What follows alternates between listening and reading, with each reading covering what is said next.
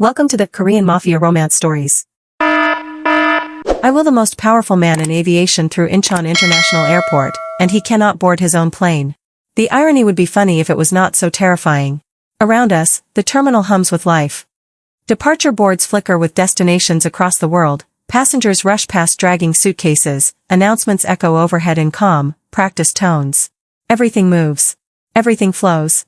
Except him. He sits in the chair, perfectly still, his body unresponsive, his eyes fixed somewhere beyond the glass walls that separate us from the runway. I was told he was just a patient. A wealthy man recovering from an accident. That was the story they gave me when they hired me. A quiet job. Good money. No questions. But the moment I saw how people reacted to him, I knew that story was a lie. Staff lower their voices when we pass. Security watches us too closely. And his wife, the woman who controls everything around him, never lets him out of sight for long. She walks ahead of us now, heels sharp against the polished floor, clearing a path without saying a word. People move for her instinctively. Power does not need to announce itself. It is felt. I tighten my grip on the handles, pushing him forward as instructed, but I can feel it again. The subtle shift. The tension in his hand resting against the armrest. It happens every time we get near the departure gates. His fingers twitch, just slightly, like something inside him is trying to break through. I glance down at him, my pulse quickening. They said he could not move. They said he could not feel. So why does his heart rate spike every time a boarding call echoes through the terminal? Why do his eyes track the planes outside like a man watching his own freedom slip away? I was not always on this side of the airport. I used to work here. Ground staff. I knew every procedure, every gate, every system that kept this place running. Until I was fired. No explanation. No warning. Just a signature and a security escort out the door. And now I am back, pushing a man who supposedly owns half the air routes that leave this runway, yet cannot step onto a single one. His wife stops near the VIP terminal and turns, her eyes scanning me briefly before settling on him. That is enough for today, she says calmly. Take him back. No hesitation. No discussion. Just an order. I nod automatically, because that is what I am here to do. Follow instructions. Stay invisible. But as I begin to turn the chair, something stops me. A sound. Not from the crowd. Not from the speakers. From him. A faint breath, sharper than before, followed by the slightest movement of his fingers gripping the armrest. I freeze for half a second, my mind racing. If he owns the sky, why is he trapped on the ground? And more importantly, who is making sure he never leaves? Stay with me. Because the flights I am about to uncover do not exist. I should have taken him back to the villa and forgotten everything, but instead I find myself standing inside the VIP terminal later that night, wearing a temporary access badge I was never supposed to have again. The place looks the same as I remember, polished floors reflecting the soft glow of overhead lights, private counters separated from the chaos of the main terminal, staff moving with quiet efficiency. But something feels different now. Not louder. Not busier. Just wrong. Like a part of the system is operating outside the system itself. I keep my head down as I move past the glass partitions, pretending I belong here, letting muscle memory guide me through corridors I used to know by heart. That is when I see it. A cargo manifest being handled manually. No digital scan. No automatic logging. Just a clipboard, a signature, and a quick transfer through a restricted gate. My steps slow instinctively. That is not how this place works. Everything here is tracked. Everything is recorded. That is the whole point of an international airport. I shift closer, pretending to check a nearby console, my eyes scanning the paperwork from a distance. There is no visible flight number. No standard airline code. Just a time slot and a destination written in plain text. My pulse ticks up. That should not be possible. I wait until the staff member walks away, then move in quickly, memorizing what I can. Departure time. Gate assignment. Cargo classification marked as priority clearance. No airline listed. I step back before anyone notices, my mind already racing ahead. If it is not in the system, it should not exist. But I know how to check. Old habits do not disappear that easily. I slip into an empty operations station and log into a terminal using credentials I should not still have, half expecting access to be denied. It is not. The system opens like it always did, clean and precise, every flight cataloged down to the smallest detail. I pull up the departure schedule for the next 6 hours and scan through the list. Commercial flights. Private charters. Standard cargo runs. Everything is accounted for. Everything except the one I just saw. I search again, narrowing parameters, checking alternate databases, even cross-referencing slot allocations. Nothing. No record. No ID. No trace. My stomach tightens. That means one thing. This flight is invisible. I lean back slightly, forcing myself to breathe evenly. Maybe it is a one-time anomaly. A mistake. But something in me refuses to accept that. I dig deeper, pulling archived logs from previous nights. It takes longer this time, the system slower under restricted access, but eventually I find it. A pattern. Flights leaving at irregular hours, always through cargo gates, always missing from the official system. Different destinations, different times, but the same signature. No airline. No ID. Just existence without record. My pulse starts to race now, sharper, more urgent. These are not mistakes. These are deliberate omissions. Ghost flights. The term settles in my mind with a cold certainty. Flights that exist physically, but not digitally. Which means they cannot be tracked, cannot be audited, cannot be questioned. I scroll further, my fingers moving faster now. Crew assignments. Blank. Or worse, filled with names that do not match any registered employee. I cross-check one of them, pulling personnel records. No match. It is fake. All of it is fake. Except the planes. Except the cargo. My chest tightens as I piece it together. This is not just a breach of protocol. This is a system built to bypass the system. And then I see it. A familiar logo attached to a set of maintenance permissions tied to these flights. Not listed publicly, but embedded deep enough that most people would never notice. The private airline owned by his wife. My hands go still on the keyboard. Of course. Of course it leads back to her. I glance over my shoulder instinctively, suddenly aware of how exposed I am sitting here. Anyone walking past could see what I am doing. Anyone could report it. I minimize the screen quickly as a staff member passes by, nodding politely, pretending I am just another worker finishing a routine check. My heart does not slow down. It gets worse. Because now I know this is not just about hidden flights. This is about control. The same control I saw in the villa. The same control I saw in the way she watched him. I open the logs again once the area clears, focusing on the most recent entry. The flight scheduled for tonight. The same one I saw being processed manually. Departure in less than 3 hours. My eyes lock onto the gate number. VIP cargo access. Restricted. My mind flashes back to him, sitting in that chair, his fingers twitching every time he hears a boarding call. His reaction was not random. It was recognition. He knows about these flights. Maybe he built them. Or maybe he is the only one who understands what they really are. I feel a chill run through me as the implications settle in. If these flights can move without records, they can carry anything. Money. Weapons. People. Entire operations hidden in plain sight, moving through one of the most secure airports in the world without leaving a trace. And the person controlling all of it is the same woman controlling him. A voice breaks through my thoughts, low and close. You should not be in this section. I turn sharply, my pulse spiking. A security officer stands a few feet away, his expression neutral but his eyes sharp. I force a calm smile. System check, I reply, tapping the console lightly. I used to work here. He studies me for a moment, then glances at the screen, now showing nothing suspicious. The silence stretches just long enough to make my skin crawl. Then you should know better, he says finally. This area is restricted. I nod quickly, stepping back. Understood. He does not move right away. Just watches. Measuring. Then, slowly, he steps aside, allowing me to leave. I do not look back as I walk away, but I can feel his eyes on me the entire time. By the time I reach the exit of the terminal, my breathing is uneven, my mind racing ahead faster than I can process. I should stop. I should forget everything I just saw. People do not build systems like this without protection. Without consequences.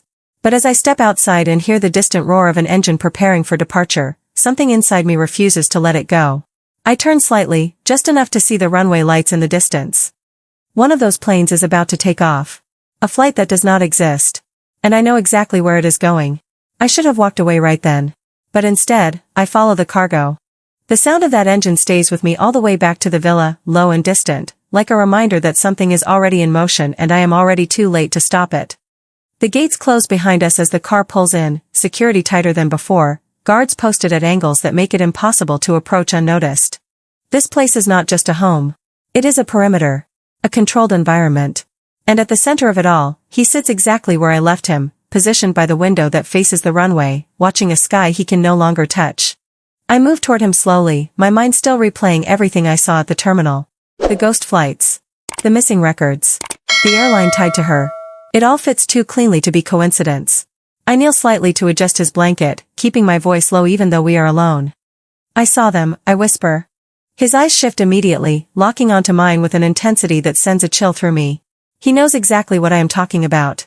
His fingers twitch against the armrest, stronger than before, more controlled. I glance toward the door, then back at him. The flights, I continue quietly. They are not in the system. His breathing changes, subtle but sharp, like something inside him is pushing harder now. I lean closer. If you understand me, blink once. He does. No hesitation. My chest tightens. This is no longer a guess. This is confirmation. He knows everything. And that means he also knows how deep this goes. I swallow, forcing myself to stay focused. Why, I ask under my breath, why would they hide flights if everything is already under their control? There is a pause, then his fingers move again, tapping weakly against the armrest. Slow, uneven, but deliberate. I watch carefully, my mind scrambling to interpret the pattern. It takes a few seconds before it clicks. He is spelling something. Not perfectly, not cleanly, but enough. Money. The word lands heavy in my chest. Of course. Money that cannot be traced. Money that cannot exist on paper. My pulse quickens as the next realization follows. And cargo, I murmur. His eyes flicker once. Yes. I exhale slowly, trying to steady myself. This is not just smuggling. This is a network. A pipeline running through one of the busiest airports in the world, invisible to everyone except the people controlling it. And the person controlling it now is her. I step back slightly, my thoughts racing ahead. You built this system, I say quietly, watching his reaction. His gaze hardens, and for the first time, there is something unmistakable there. Not pride. Not exactly. More like acknowledgement. He knows it. He understands it. But he is not the one using it anymore. She took it, I continue, the words coming faster now. After the attack. After you were, I stop myself, but I do not need to finish. His fingers press harder into the armrest, a faint tremor running through his hand. Anger. Controlled, but there. Everything starts to align with terrifying clarity. The assassination attempt was not meant to kill him. It was meant to remove him. Leave him alive, but powerless. A living signature that transfers control without resistance. I feel a cold weight settle on my chest. She is using your system, I say, almost to myself now. To move money. To move anything she wants. His eyes do not leave mine. There is no denial. No hesitation. Just confirmation. I run a hand through my hair, pacing a small step back, then forward again. There is a flight tonight, I say quickly. Cargo. No record. Same pattern. His breathing sharpens again, and this time his fingers move faster, tapping with urgency. I lean in, forcing myself to focus despite the adrenaline building in my veins. SCREN. I frown slightly, trying to process it. Screen? I repeat. He taps again, more insistently. DPRTURE. My eyes widen as the meaning snaps into place. The departure boards. The public displays. The one system everyone sees. The one thing that cannot be hidden once it changes. I look at him, really look, and for the first time, I see it clearly. He is not just reacting. He is planning. Even like this, trapped in a body that barely responds, he is still thinking 3 steps ahead. You can access it, I say slowly, the realization forming as I speak. The airport system. His eyes close briefly, then open again. Yes. My pulse spikes. But how, I whisper, glancing instinctively at the walls, the cameras I know are watching every movement. He taps again, slower this time, more controlled. SYSTM. Then again. NETWORK. I step back slightly, my mind racing. Of course. He built the logistics infrastructure. The back-end systems. The routing protocols. If anyone knows how to break into it, it would be him. Even now. Even like this. A sudden noise outside the room makes me freeze. Footsteps. Voices. I straighten immediately, stepping away from him just as the door opens and one of the house staff enters briefly to check the room. I keep my expression neutral, my posture calm, as if nothing has happened. As if everything is still exactly as it should be. They leave just as quickly, but the interruption is enough. The risk is real. Immediate. I turn back to him, my voice barely a breath now. If we do this, I whisper, there is no going back. His gaze does not waver. There is no fear there. Only certainty. I nod slowly, the decision settling into place before I can stop it. Then we do it right, I say. Not hidden. Not quiet. My eyes drift briefly toward the direction of the airport, visible in the distance beyond the villa walls. The runway lights flicker faintly against the night sky, another plane preparing for departure. Another ghost flight about to disappear without a trace. We make everyone see it, I finish softly. His fingers still, just for a moment, then press once more against the armrest. Stronger than before. Final. And in that silence, I realize something that sends a sharper chill through me than anything else so far. He is not trying to escape. He is preparing to shut everything down. The moment we arrive at the VIP terminal, I know something is wrong. The air feels heavier, thicker, like the entire space is holding its breath. Security is tighter than before. Not the usual quiet control, but something sharper, more deliberate. Eyes linger longer. Movements are more precise. They are expecting something. Or someone. I push his wheelchair forward as instructed, keeping my pace steady, my expression neutral, but my pulse is already climbing. Around us, the terminal is full. Business passengers. Private clients. People who are used to privilege, not disruption. They stand in clusters, checking watches, sipping coffee, completely unaware that something is about to break right in front of them. Then I see her. She is already there, standing near the boarding gate, composed as ever, dressed for travel. Not just any travel. Escape. My stomach tightens as the realization hits. This is the flight. The ghost flight. And she plans to be on it. I slow instinctively, but it is too late. Her eyes lock onto me immediately, sharp and calculating. She smiles, but there is no warmth in it. Bring him closer, she says calmly. The tone is soft, but the command is absolute. I obey. I have to. Every step feels heavier than the last as I push him toward her, aware of the cameras, the staff, the passengers. This is no longer hidden. This is public. She circles slowly, her gaze moving from him to me, then back again, as if assessing a problem she has already decided how to solve. You should have stayed in your place, she says quietly, just loud enough for me to hear. I say nothing. My throat is too tight. My mind is already racing ahead, calculating distance, timing, everything that could go wrong. She gestures slightly, and two security men step forward instantly. Before I can react, they grab my arms and pull me down. Hard. My knees hit the polished floor with a sharp crack that echoes louder than it should. A ripple of attention spreads through the terminal. Conversations stop. Eyes turn. Phones lift. The humiliation hits instantly, burning through me, but I force myself to stay still. This is what she wants. Control. Submission. A message. Look at you, she says, her voice rising slightly now, addressing not just me, but everyone watching. A former employee who thought she could interfere with things she does not understand. My hands clench against the floor, my nails digging into the surface as I fight the instinct to resist. Because resistance here means failure. It means everything ends before it even begins. You are nobody, she continues, her tone sharpening. I own every runway here. Every flight. Every decision. The words hang in the air, heavy and absolute. Around us, people watch in stunned silence, unsure whether this is a private matter or something much worse. I keep my head down, my breathing controlled, my focus locked on one thing only. Time. Then I hear it. A sound behind me. Not loud. Not obvious. But enough. The faint shift of movement. I lift my head slightly, just enough to see him. His hand is moving. Not weak. Not random. Controlled. Deliberate. My pulse spikes. This is it. Across the terminal, the departure screens flicker once. Then again. At first, no one notices. It looks like a minor glitch, the kind people ignore every day. But then the screens go black. Completely. A ripple of confusion spreads instantly. Conversations rise. Staff look around, uncertain. And then the screens come back on. Not with flight schedules. Not with destinations. With data. Lines of text fill every display in the terminal, scrolling rapidly, too fast to fully read, but clear enough to understand. Flight numbers that do not exist. Departure times that were never announced. Cargo classifications that should never be public. The entire system is exposed in real time. My breath catches as I watch it unfold. Every ghost flight. Every hidden route. Every illegal transfer.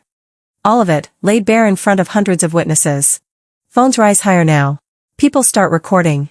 Voices grow louder. Confusion turns into something else. Alarm. She turns sharply, her composure cracking for the first time, her eyes snapping to the screens. Shut it down, she snaps, her voice cutting through the noise. But nothing changes. The data keeps flowing. Unstoppable. Because it is no longer her system. Behind me, I hear him exhale, slow and controlled. I turn just enough to see his face. His eyes are fully open now, focused, alive in a way that cannot be hidden anymore. This was never about escaping. This was about exposure. The final piece falls into place in my mind as the noise around us escalates into chaos. Security teams rush in from multiple directions. Airport staff scramble. Somewhere in the distance, I hear the roar of an engine suddenly cut off. A plane that was about to leave is no longer moving. The runway is locked down. No departures. No exits. She steps back, her expression shifting from anger to something colder. Realization. There is nowhere left to go. He does not need to raise his voice. He does not need to stand. The entire airport is already speaking for him. And in that moment, as every screen continues to broadcast the truth she tried to bury, I understand something with absolute clarity. She did not lose control just now. She never had it. She was only borrowing it. And now, it has been taken back. The noise does not fade quickly. It builds, layer by layer, until the entire terminal feels like it is shaking under the weight of what has just been exposed. Passengers are no longer confused. They are reacting. Voices rise, questions turn into accusations, phones stay raised as every screen continues to broadcast the same undeniable truth. I push myself up slowly from the floor, ignoring the sharp pain in my knees, my eyes still fixed on the departure boards that no longer lie. Security floods the terminal within minutes, but this time it is not her people. Different uniforms. Different authority. Real authority. They move with purpose, cutting through the chaos, heading straight toward her. She does not run. She cannot. The gate behind her is locked, the jet bridge sealed, the aircraft that was supposed to carry her away now sitting motionless on the runway, held in place by orders that override everything she once controlled. For the first time, she looks exactly like what she is. Trapped.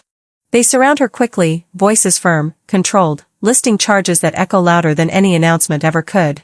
Smuggling. Financial crimes. International violations. She tries to speak, to regain control, but there is nothing left to control. Not the system. Not the people. Not even the narrative. It is over. They take her away in full view of everyone, no secrecy, no protection, just consequences. I turn back to him, my chest tight as I take in the quiet shift that follows her removal. The chaos is still there, but something else replaces the fear. Clarity. The system resets itself, screen by screen, returning to normal operations, but nothing about this place feels the same anymore. The illusion is gone. Over the next hours, the entire airport locks down under investigation. Flights are delayed. Cargo is seized. Every hidden route is traced back, every false record pulled into the light. I give my statement more than once, repeating every detail until it no longer feels like a story, but a fact that cannot be undone. And him, the man who once owned the sky, begins to reclaim something far more important than movement. Control. Not over planes. Not over routes. But over the truth that was stolen from him. Days later, when the terminal finally reopens under strict oversight, I stand there again, watching the departure board flicker with real flights, real destinations, real data. No gaps. No ghosts. Just truth. I glance down at him beside me, his presence no longer hidden, no longer silenced. For a moment, neither of us speaks. We do not need to. Because we both know what it took to get here. Power is not owning the sky. It is deciding who gets to fly. And this time, no one is leaving without being seen. I used to think airports were about destinations. About leaving one place and arriving somewhere better. But now I know the truth is much heavier than that. Sometimes, the most important thing is not where you are going, but what is being hidden while you are moving. One invisible flight. One silent system.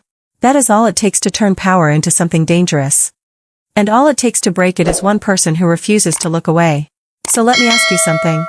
If you saw what I saw, would you stay quiet and protect yourself, or would you risk everything to expose it? If this story kept you on edge, make sure to like, subscribe, and share your thoughts in the comments. I read every single one, and I want to know what you would have done.